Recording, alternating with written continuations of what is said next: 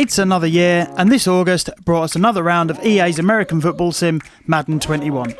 Bringing a whole new game mode, but only a handful of minor under-the-hood gameplay improvements, it's just about enough to keep the series from dying out.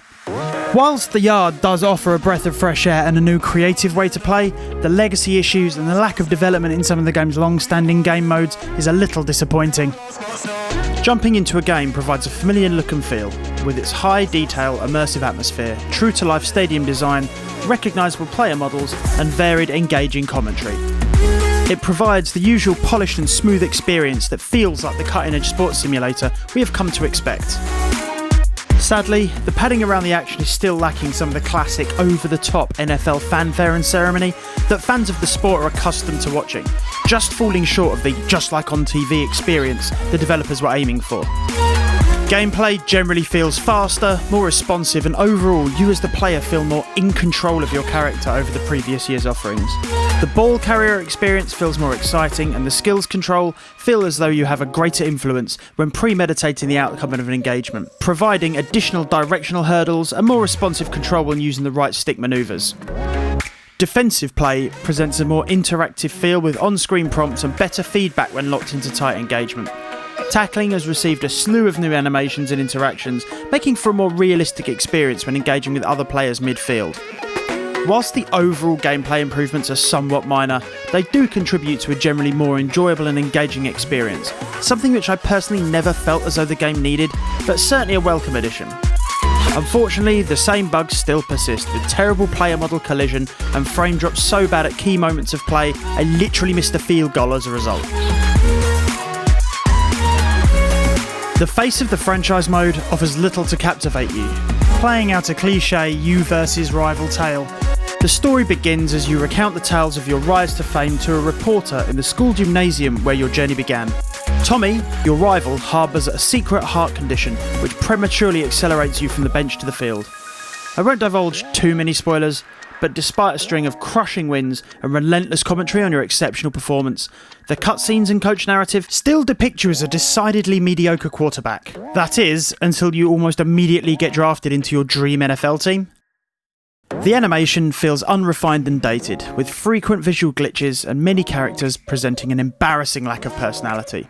At one stage, my character literally just switched skin tone. The story, both unconvincing and clumsily written, really doesn't give you a sense of influence, pushing a far-fetched series of events yielding some of the most baffling character choices in any story mode ever. Playing through the ranks feels tedious and doesn't deliver the feeling of accomplishment you seek from a game's primary campaign mode. Really, the campaign manifests itself as a string of monotonously easy games interspersed with bad cutscenes and a superfluous Snoop Dogg cameo.